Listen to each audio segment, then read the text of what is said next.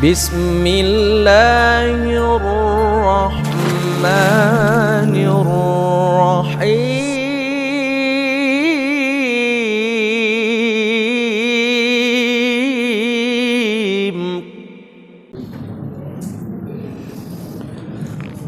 Bismillahirrahmanirrahim. Assalamualaikum warahmatullahi wabarakatuh. Innal hamdalillah nahmaduhu wa nasta'inuhu wa nastaghfiruh wa na'udzu billahi min shururi anfusina wa sayyiati a'malina. May yahdihillahu fala mudilla lahu wa man yudlil fala hadiya lahu. Asyhadu an la ilaha illallah wahdahu rabbi la syarika lah wa asyhadu anna Muhammadan abduhu wa rasuluhu alladzi la nabiyya ba'dah. Amma ba'du.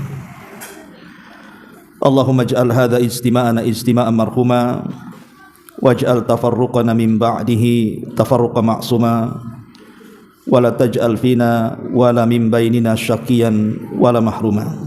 Rabbi israh li sadri wa yassir li amri wahlul 'uqdatam min lisani yafqahu qawli. Amma ba'du. Hadirin dan hadirat yang dimuliakan Allah Subhanahu wa taala. Alhamdulillah, di malam hari ini setelah melaksanakan kewajiban Allah salat maghrib berjamaah, saya ucapkan jazakumullah khairan sudah mengundang saya kemari lagi di Tanjung Uban ini. Dan tak lupa salawat juga salam kita hadiahkan kepada Rasul kita Nabi besar Muhammad sallallahu alaihi wa ala alihi wasallam. Pembahasan di malam hari ini karena kita sudah memasuki tanggal 2 bulan Dzulhijjah. Karena masuknya waktu itu kan seiring dengan tenggelam matahari. Artinya kita sudah masuk pada tanggal 2 Dzulhijjah. Dan bulan Dzulhijjah ini disabdakan dalam sebuah hadis dari Nabi SAW termasuk khairu ayyamid dunya, sebaik-baik hari di dunia ini. Tidak ada satupun hari di dunia yang lebih baik dibandingkan hari-hari di 10 awal bulan Dzulhijjah. Disebutkan oleh para ulama, ada 10 hari dalam setahun itu di 3 waktu. Semua sangat istimewa. Pertama 10 akhir Ramadan, dari tanggal 20 sampai tanggal 30. Kemudian yang kedua 10 awal bulan Muharram, dari tanggal 1 sampai tanggal 10. Dan yang ketiga 10 awal bulan Dzulhijjah. Ini 10 hari ini luar biasa di sisi Allah Subhanahu wa taala. Tapi dari kesemuaannya, dari 10 akhir Ramadan, 10 awal bulan Muharram, 10 awal bulan Dzulhijjah, 10 awal bulan Dzulhijjah ini yang paling istimewa. Karena Nabi SAW menganggap bahwa 10 awal bulan Dzulhijjah ini khairu ayyamid dunya, sebaik-baik hari di dunia ini dalam setahun. Maka ini kesempatan malam ini kita akan membahas tentang afdalu ayyamid dunya, seutama-utama hari di dunia ini. Ma'asyiral muslimin yang dimuliakan Allah Subhanahu wa taala.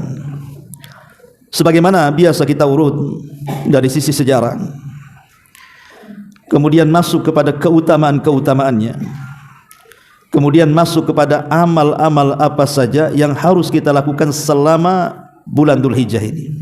Inilah 3 pembahasan yang kita akan bahas di malam hari ini. Mudah-mudahan cukup waktunya. Yang pertama bicara tentang ahdath dulu. Ahdath tarikhiyah namanya. Sejarah yang terjadi di zaman baik sebelum Islam ataupun di zaman setelah datangnya Islam. Ma'asyiral muslimin yang dimuliakan Allah Azza wa Jalla, di dalam Al-Qur'an, tepatnya dalam surah Al-A'raf ayat 142, Allah Subhanahu wa taala berfirman, wa wa'adna Musa 30 lailatan wa atmamnaha bi ashrin fatamma miqatu rabbih arba'ina lailatan. Kata Allah Subhanahu wa taala, kami telah berbuat janji dengan Nabi Musa selama 30 malam. Kemudian kami sempurnakan dengan 10 malam berikutnya, maka sempurnalah perjanjian Musa dengan Rabb-Nya 40 malam. Apa maksudnya ayat ini? Nabi Musa alaihi salatu wassalam setelah menyeberangkan Bani Israel dari Mesir, dan Allah Subhanahu wa taala azab Fir'aun dengan ditenggelamkan di Laut Merah. Kemudian Musa pun berhasil membawa Bani Israel ke tanah perjanjian. Maka Musa meminta kepada Allah Subhanahu wa taala untuk dibuatkan undang-undang kepada mereka.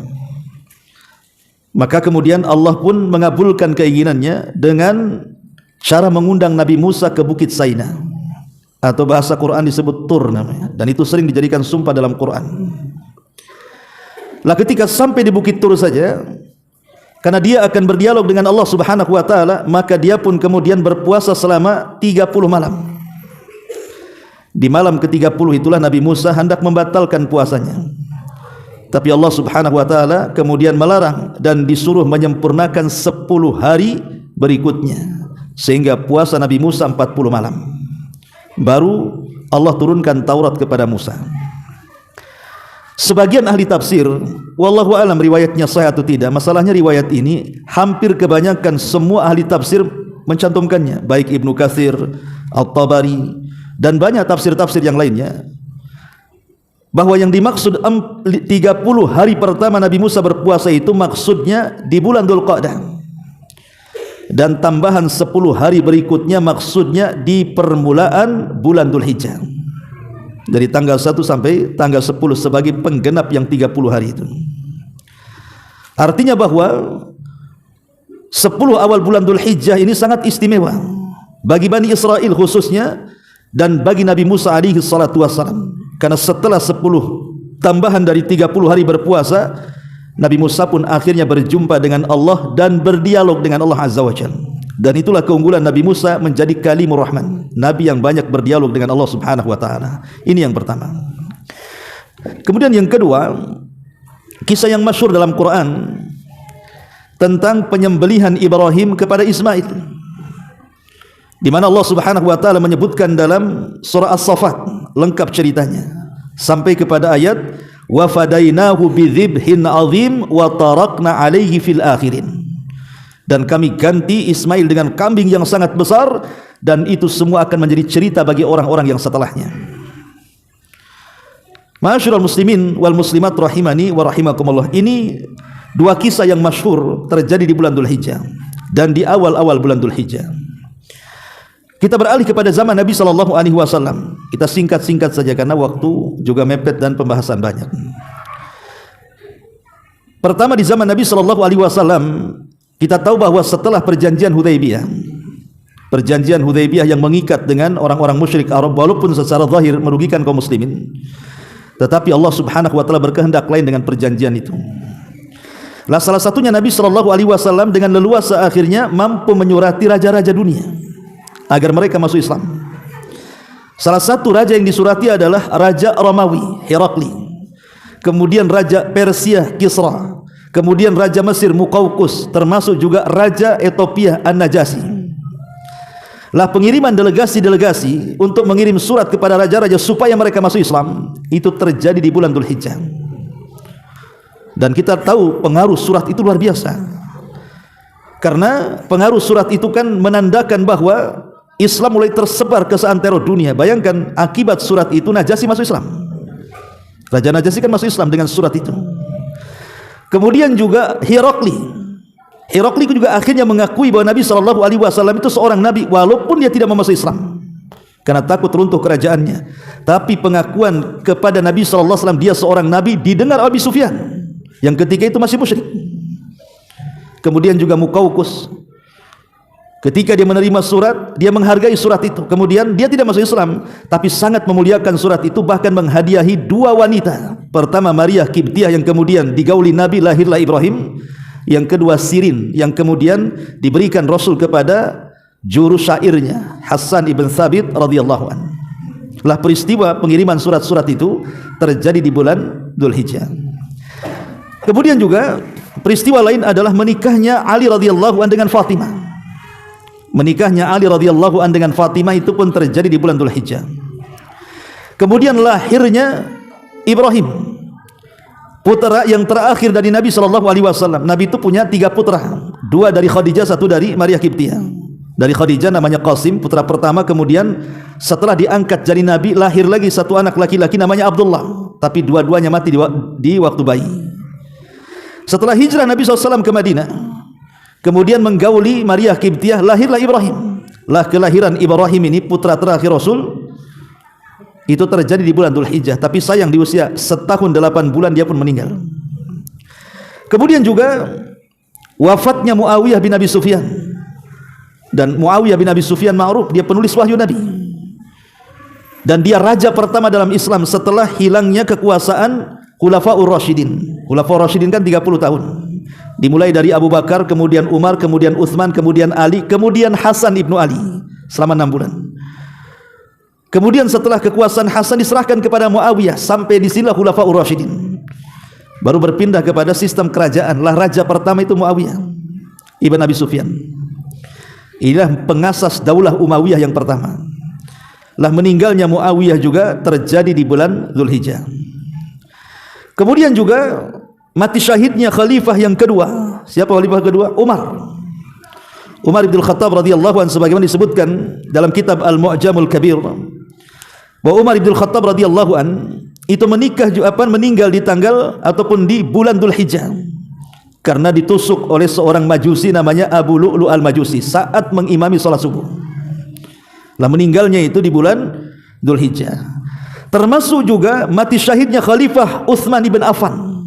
Utsman bin Affan dibunuh oleh siapa? Oleh anak-anak muda yang terpengaruh dengan isu hoknya Abdullah ibn Saba, sehingga gerombolannya disebut Sabaiyah. 5.000 pasukan anak-anak muda inilah yang kemudian beramai-ramai membunuh Utsman ibn Affan ketika itu dia sedang berpuasa dan sedang membaca Al-Quran. Lah meninggalnya Utsman itu juga terjadi di bulan Dzulhijjah. Termasuk juga meninggalnya cucu Nabi. Meninggalnya cucu Nabi Husain itu pun di bulan Dzulhijjah. Ada juga yang mengatakan di bulan Muharram, ada yang mengatakan di bulan Dzulhijjah. Termasuk juga Islamnya Khalid ibn Walid yang disebut dengan Saifullah, pedangnya Allah, itu terjadi di bulan Dzulhijjah tahun ke-7 Hijriah. Artinya Khalid masuk Islam itu setelah 20 tahun. Nabi SAW kan di Mekah 13 tahun. Dia enggak tertarik masuk Islam. Kemudian Rasul hijrah tahun pertama, kedua, ketiga, sampai Rasul 7 tahun, berarti sudah lewat 20 tahun, baru hidayah masuk ke qalbunya Khalid bin Walid, baru masuk Islam dia. Sehingga dari jarak keislaman dia dengan wafatnya Nabi SAW itu hanya 3 tahun lebih saja, karena Rasul kan wafat pada tahun 11 Hijriah kan. Tetapi walaupun demikian, keislaman Khalid ini memperkuat Islam, karena setelah dia masuk ke dalam Islam dan ditunjuk untuk selalu memimpin perang, tidak pernah terjadi kekalahan dalam perangnya. Sehingga hampir-hampir di zaman Umar itu melihat ada keguluhan para sahabat, terlampau menyandarkan kemenangan kepada Khalid, makanya di zaman Umar Khalid kemudian diberhentikan jadi panglima perang, diganti oleh Abu Ubaidah ibnul Jarrah, supaya orang itu jangan hatinya kemenangan seolah-olah kalau ada Khalid menang, kalau tidak ada enggak menang. Itu kan bahaya, itu akan mempengaruhi tauhid. Makanya Umar mengganti dengan Abu Ubaidah ibnul Jarrah.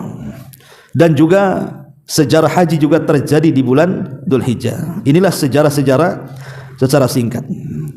Termasuk juga kalau sejarah-sejarah setelahnya, sejarah yang sangat mencekam ya, pembantaian orang-orang Syiah Qaramitah, kemudian membantai jemaah haji. Orang-orang Syiah Qaramitah itu kan pernah datang membawa pasukan dari Bahrain, kemudian membantai orang sedang jemaah haji. Bayangkan, sampai haji-haji itu yang sedang tawaf, mereka kemudian bergelantungan di kiswah Ka'bah pun dibantai semuanya. Sebagian dimasukkan ke sumur Zam-Zam, sebagian dilempar kemana-mana, sampai dia cungkil Hajar Aswad, kemudian dibawa ke Bahrain selama 2 tahun. Hilang tuh Hajar Aswad, pernah dicungkil orang-orang Syiah tuh, Syiah Qaramitah namanya. 2 tahun hilang. Tapi setelah banyak bencana di Bahrain itu dibalikan akhirnya, balikan lagi ke Mekah. Dan itu pembantaian jemaah haji itu terjadi juga di bulan Dzulhijjah karena mereka sedang haji. Ya, ini yang sadis lah ya. Ini diantara beberapa sejarah yang terjadi di bulan Dzulhijjah. Baik, kita masuk apa keutamaannya. Ma'asyiral muslimin wal muslimat rahimani wa rahimakumullah. Di dalam hadis Nabi sallallahu alaihi wasallam, dalam sebuah hadis, dan hadis ini disahihkan oleh Syekh Nasiruddin Al-Albani rahimahullahu taala dan dikeluarkan oleh Imam Al-Bazzar dengan sanad yang hasan. Dari sahabat Jabir bin Abdullah radhiyallahu anhu, Nabi SAW mengatakan, afdalu ayyamid dunya al-ashr. Seafdal-afdalnya hari di dunia adalah al-ashru. Apa maksud al-ashru? Yakni ashru Dzulhijjah. Maksudnya 10 awal bulan Dzulhijjah. Kila dikatakan kepada Nabi sallallahu alaihi wasallam, wala mislahunna fi sabilillah. Apakah orang-orang yang beramal di 10 awal bulan Dzulhijjah itu semisal dengan orang yang berjihad di jalan Allah? Maka Rasul mengatakan, la mislahunna fi sabilillah. Oh tidak, masih besar orang yang beramal soleh di awal bulan Dzulhijjah pahalanya dibandingkan orang jihad, kata Rasul. Illa, kecuali kata Nabi SAW, rajulun affara wajhahu biturabi. Kecuali kalau seandainya orang-orang yang berangkat jihad itu kemudian wajahnya dipenuhi dengan debu-debu peperangan. Dalam riwayat, Nabi SAW mengatakan ketika dikatakan oleh para sahabat kepada Rasul, walal jihadu fi sabilillah, apakah sebanding pahalanya dengan orang yang jihad fi sabilillah, kata para sahabat. Maka Rasul mengatakan tidak. Kecuali kata Nabi SAW, kalau memang dia itu berjihad, illa rajulun kharaja bi nafsihi wa malih wa lam yarji min dzalika bi syai'in. Kecuali orang yang berjihad ini keluar membawa seluruh hartanya. Ingat, seluruh hartanya dibawa, tidak disisakan kepada keluarganya.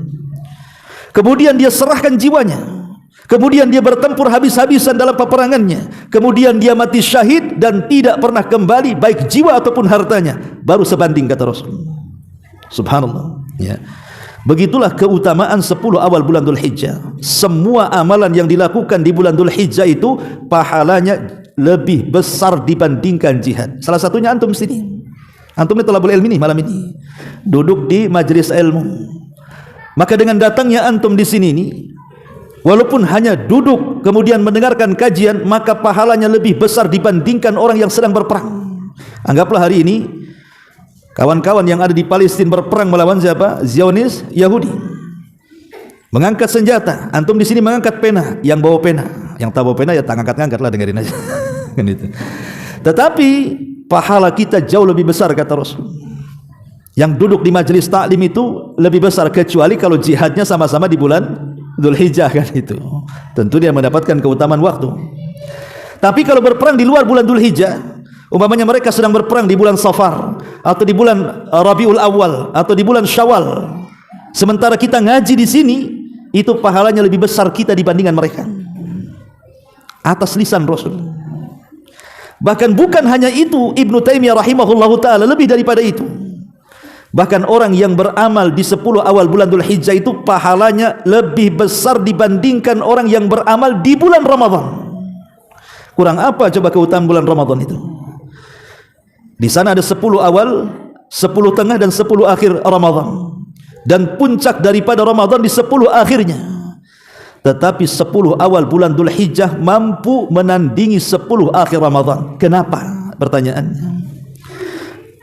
Al-Hafidz Ibnu Hajar Al-Asqalani, seorang alimin ulama Syafi'i ma'ruf. Ibnu Hajar, kalau antum baca karya-karyanya Bulughul Maram, itu kan karya-karya beliau, Ibnu Hajar Al-Asqalani.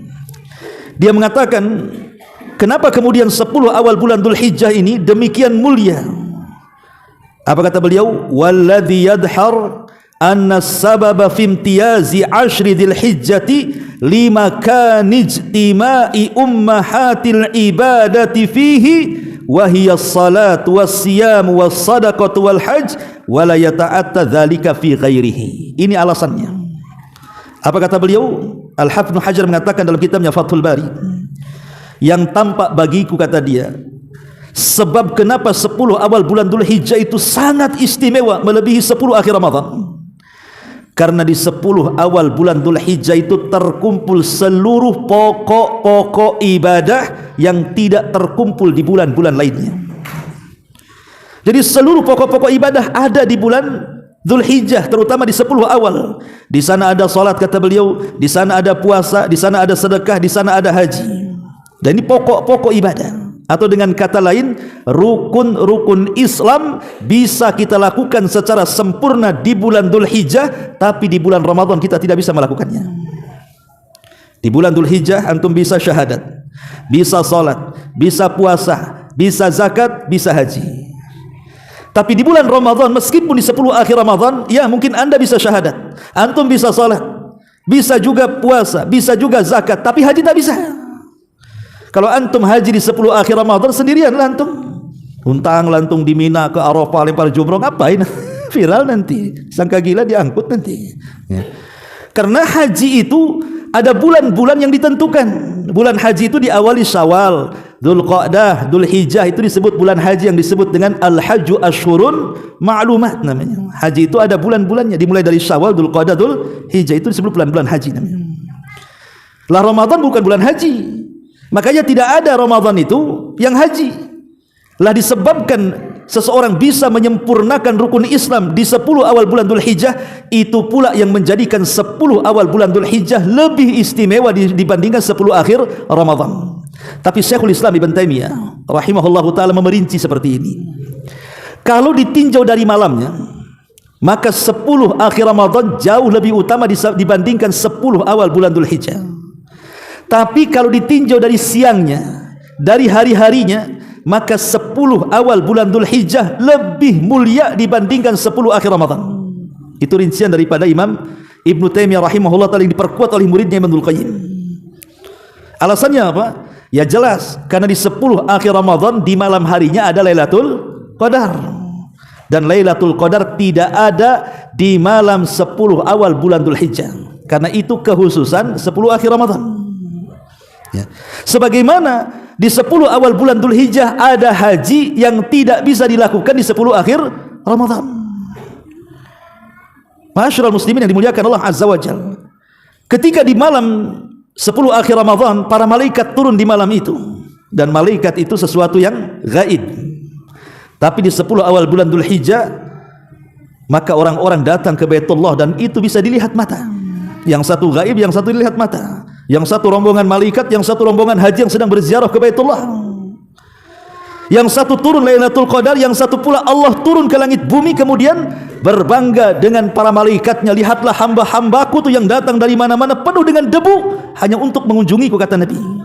Dan tidak ada setan lebih terhina, lebih tersakiti dibandingkan di dua tempat, saat hari Arafah dan saat perang Badar. Dan itu tidak terjadi di bulan Ramadan kecuali pada tanggal 17-nya saja. Artinya bukan 10 akhir Ramadan kan, karena perang Badar kan tanggal 17 Ramadan ya. Ma'asyiral muslimin yang dimuliakan Allah Azza wa Jalla, itulah kemudian kenapa menjadi istimewa 10 awal bulan Dzulhijjah. Baik, kita akan rinci saja biar enak catatnya. Yang pertama, Allah Subhanahu wa taala bersumpah dalam Al-Qur'an dengan 10 awal bulan Dzulhijjah. Dan itu ma'ruf dalam ayat yang antum sering baca, wal fajri walayalin ashri. Demi waktu fajar dan demi malam-malam yang 10. Terjadi silang pendapat di antara ulama apa yang dimaksud malam-malam 10 ini sehingga dijadikan sumpah dalam Quran.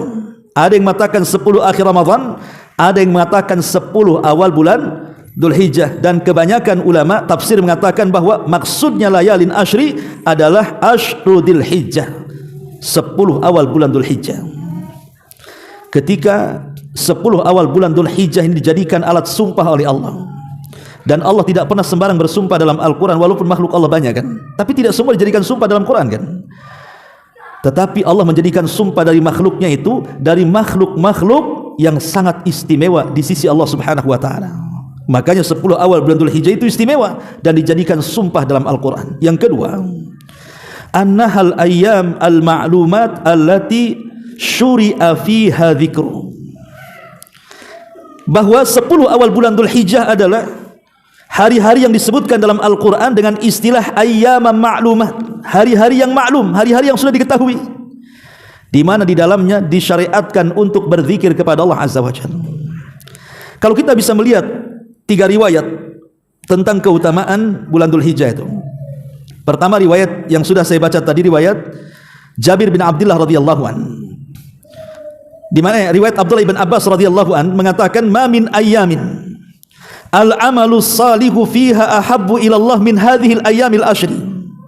Qalu ya Rasulullah, walal jihadu fi sabilillah. Qala walal jihadu fi sabilillah illa rajulun kharaja bi nafsihi wa mali thumma lam yarji min dzalika bi syai'in. Ini satu riwayat dari Abdullah bin Abbas. Kata Nabi SAW, tidak ada hari-hari yang amal soleh di dalamnya lebih dicintai Allah dibandingkan hari-hari di 10 awal bulan Dzulhijjah. Sahabat bertanya, apakah sebanding dengan jihad wahai Rasul? Kenapa sahabat mengatakan sebanding dengan jihad? Karena di mata para sahabat tidak ada amalan yang lebih mulia melebihi jihad. Itu di mata para sahabat. Makanya mereka mempermisalkan dengan jihad. Kenapa mereka tidak mempermisalkan dengan amalan yang lain? Apakah sebanding dengan salat? Apakah sebanding dengan puasa? Apakah sebanding dengan sedekah? Tidak. Sahabat kalau mempermisalkan bandingan amal itu pasti memilih yang paling tinggi. Apakah sebanding dengan jihad wahai Rasul? Karena jihad itu kata Rasul sanamul Islam kan, puncak daripada Islam jihad itu. Tapi Rasul mengatakan tidak. Walal jihadu fi sabilillah. Oh tidak, masih besar amalan di 10 awal bulan Dzulhijjah dibandingkan jihad. Kecuali kalau yang berjihadnya ini adalah seseorang yang membawa seluruh harta dan jiwanya kemudian tidak pernah pulang alias mati syahid. Baru sebanding. Ya. Dalam hadis ini dan juga hadis yang lainnya dari Abdullah bin Umar itu semakna kurang lebih. Menunjukkan bahwa amalan apapun secara umum, sebutkan amalannya. Pokoknya amalan-amalan itu dianggap amalan ibadah dan amal soleh. Itu kalau dilakukan di 10 awal bulan Dzulhijjah itu pahalanya jauh lebih besar dibandingkan jihad. Kecuali yang jihadnya mati syahid dengan menghabiskan semua harta dan jiwa.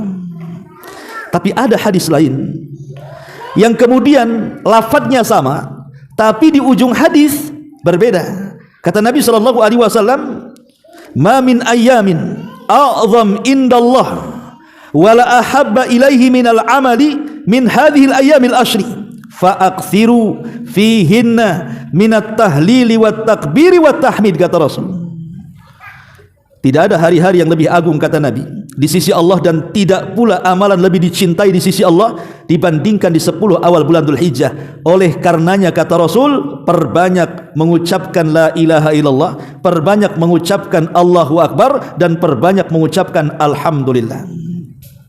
Di hadis yang pertama Rasul SAW menyebutkan amalan umum. Pokoknya amalan apa saja kata Rasul, kalau dilakukan di 10 awal bulan Dzulhijjah itu pahalanya lebih tinggi dibandingkan jihad. Tapi dalam hadis yang ini justru Nabi SAW menyebutkan amalan khusus. Berupa apa? Berupa zikir. Disuruh kita memperbanyak tahlil, memperbanyak takbir, dan memperbanyak tahmid. Kenapa? Kenapa zikir diprioritaskan di sini? Ulama mengatakan dan menjawab karena zikir itu amalan yang paling istimewa dari seluruh amalan yang ada. Sampai-sampai Nabi SAW mengatakan, ala ukhbirukum bi khairi min a'malikum. Maukah aku habarkan kepada kalian amalan terbaik? Satu, ya. Amalan terbaik. Kemudian amalan ini, ala ukhbirukum bi khairi min a'malikum wa arfa'ukum fi darajatikum, bisa mengangkat derajat kalian. Wa azkakum inda malikikum, bisa membersihkan diri-diri kalian di sisi Allah Subhanahu wa taala. Wa khairun lakum min infaqiz zahabi wal warid, lebih baik dibandingkan infak emas dan perak. Wa khairun lakum min an talqau aduwakum fatadribu a'naqahum wa yadribu a'naqakum, dan lebih baik dibandingkan Anda berjihad, Anda membunuh atau Anda dibunuh dalam medan peperangan. Bayangkan amalan ini lebih baik daripada 5 perkara. Amalan terbaik, amalan yang bisa mengangkat derajat, amalan yang bisa membersihkan jiwa, amalan yang lebih baik dibandingkan berinfak dengan emas dan perak, amalan yang lebih baik dibandingkan jihad kita membunuh atau terbunuh. Sahabat bertanya, apa amalan yang punya 5 keistimewaan ini? Maka Rasulullah SAW menjawab, adz-dzakirunallaha katsira wadz-dzakirat, laki-laki dan perempuan yang banyak berzikir. Seolah-olah Nabi SAW ingin mengatakan, penuhilah 10 awal bulan Dzulhijjah ini dengan zikir, gitu maksudnya. Prioritaskan zikir dalam beramal di 10 awal bulan Dzulhijjah. Terutama apa? Terutama menggemakan takbir. Karena Allah Subhanahu wa taala yang mengatakan, walitukabbirullaha ala ma hadakum, agar kalian membesarkan Allah karena Allah sudah memberikan hidayah kepada kalian. Makanya Abdullah bin Umar radhiyallahu anhuma dan juga ayahnya Umar bin Khattab radhiyallahu an, itu kalau datang di 10 awal bulan Dzulhijjah, maka mereka akan bertakbir di sepanjang jalan sampai ke pasar-pasar, sampai ke Mina, sampai seluruh penduduk ikut takbirnya Abdullah ibn Umar dan menggema. Dari sini kata para ulama bahwa takbir di 10 awal bulan Dzul Hijjah itu terbagi dua. Ada yang disebut dengan takbir mutlak, ada yang disebut dengan takbir muqayyad namanya. Takbir mutlak itu sudah disunnahkan mulai tanggal 1 kemarin. Tanggal 1 tadi itu, sekarang tanggal 2. Sampai kapan? Sampai akhir hari tasyrik. Berapa akhir hari tasyrik? Tanggal 13 Dzul Hijjah. Itu hari tasyrik. Ya. Kalau haji itu tanggal 8 disebut hari tarwiyah, tanggal 9 disebut hari Arafah, tanggal 10 disebut Yaumun Nahar atau Haji Akbar, tanggal 11, 12, 13 disebut hari tasyrik namanya. Lah, bertakbir itu dari tanggal 1 sampai tanggal 13. Ini yang mutlak. Adapun muqayyad, muqayyad ini hanya dilakukan setelah sholat fardu. Setelah sholat fardu. Kapan dimulainya? Dimulainya dari pagi hari Arafah sampai akhir hari tasyrik. Itu dilakukan setelah sholat wajib saja. Dan takbir ini ada dua macam. Ada takbir singkat, ya kita katakan Allahu Akbar, Allahu Akbar. Itu takbir singkat. Pemain antum sambil jalan dari sini Allahu Akbar, Allahu Akbar, Allahu Akbar. Itu singkat. Tapi ada takbir yang lebih panjang dibandingkan hanya sekadar Allahu Akbar. Takbir yang antum pahami, yang sering antum baca di malam Idul Fitri atau Idul Adha. Allahu Akbar, Allahu Akbar, Allahu Akbar. La ilaha illallah, Allahu Akbar, Allahu Akbar, walillahil hamd. Ini kalau antum mau baca ini bisa dari tanggal 1 kemarin sampai nanti tanggal 13. Kalau antum melakukan nanti belum sampai Idul Fitri bang, Idul Adha juga belum kan? Kalau takbir itu ya, itu karena orang awam tidak paham. Ya tapi takbir ini kan sendiri-sendiri. Jangan pula malam ini habis ngaji ambil mic antum takbiran, apa nggak digerebek kan? Ini belum saatnya Idul Adha katanya. Karena mereka tidak paham bahwa takbir itu kalau Idul Adha disunahkan dari awal tanggal 1 sebenarnya dan diakhiri tanggal 13. Berarti lama tuh takbir itu harusnya. Ya. Ma'asyiral muslimin yang dimuliakan Allah Subhanahu wa taala, intinya bahwa hari-hari tanggal 1 sampai tanggal 10 itu disebut ayyamul ma'lumat. Kemudian yang ketiga, Nabi SAW menyebut bahwa tanggal 1 Dzul Hijjah sampai tanggal 10 itu disebut afdalu ayyamid dunya, yang sudah saya katakan di awal, seafdal-afdalnya hari di dunia. Berdasarkan riwayat yang disahihkan oleh Syekh Albani rahimahullahu taala, afdalu ayyamid dunya ayyamul ashri. Seutama-utama hari di dunia adalah hari 10 awal bulan Dzul Hijjah.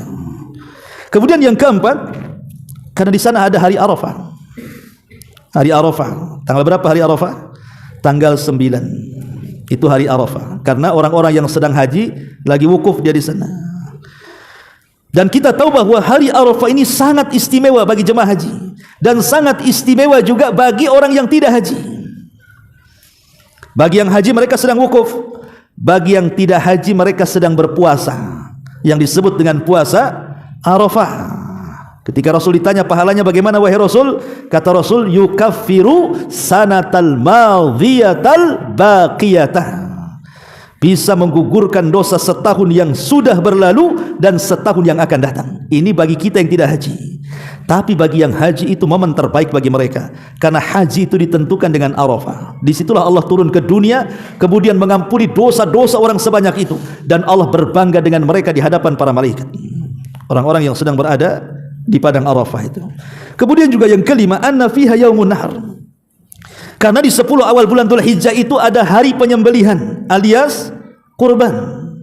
Dan ibadah kurban ini ibadah yang sangat istimewa ikhwan. Makanya Allah selalu sandingkan perintah kurban itu dengan salat. Tidak pernah Allah sandingkan dengan puasa, tidak pernah Allah sandingkan dengan zakat. Yang banyak Allah sandingkan kurban itu dengan ibadah salat. Kenapa? Kata Imam Ibnu Taimiyah, karena kalau kita bicara ibadah badan, tidak ada yang lebih istimewa dibandingkan salat. Tapi kalau kita cerita ibadah harta, maka tidak ada yang lebih istimewa dibandingkan kurban pada waktunya. Artinya pada waktunya tanggal 10 sampai tanggal 13. Itu tidak ada amalan istimewa dibandingkan kurban. Ya. Ma'asyiral muslimin, dan ini pembahasannya panjang masalah kurban. Nanti besok pagi. Kemudian juga yang keenam, karena tadi terkumpul semua pokok-pokok ibadah yang tidak bisa terkumpul di luar bulan Dzul Hijjah. Dan yang lebih mulia lagi adalah annahu yaumu ikmalid dini wa itmamun ni'mati, bahwa 10 awal bulan Dzulhijjah turun ayat tentang kesempurnaan Islam.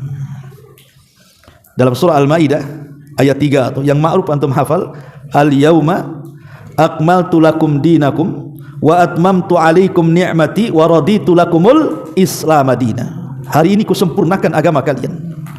Hari ini kusempurnakan nikmatku untuk kalian. Hari ini kuredoi Islam sebagai agama kalian. Kapan ayat ini turun?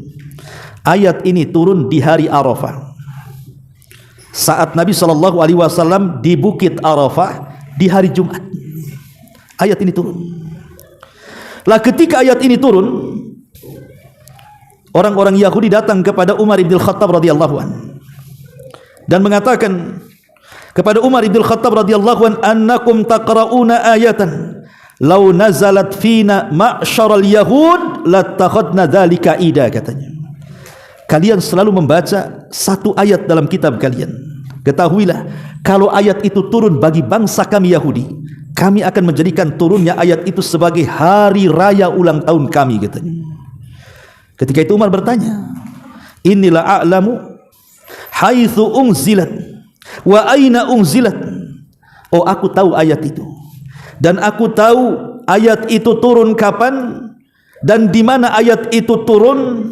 Kemudian Umar pun menceritakan ayat itu turun di hari Arafah, di hari Jumat, di padang Arafah. Kemudian dia pun membaca al-yauma akmaltu lakum dinakum wa atmamtu alaikum ni'mati wa raditu lakumul Islam madina. Subhanallah, ini ayat yang sangat agung, ikhwan. Kenapa? Karena hanya satu-satunya agama yang sangat sempurna dan paripurna itu hanya Islam.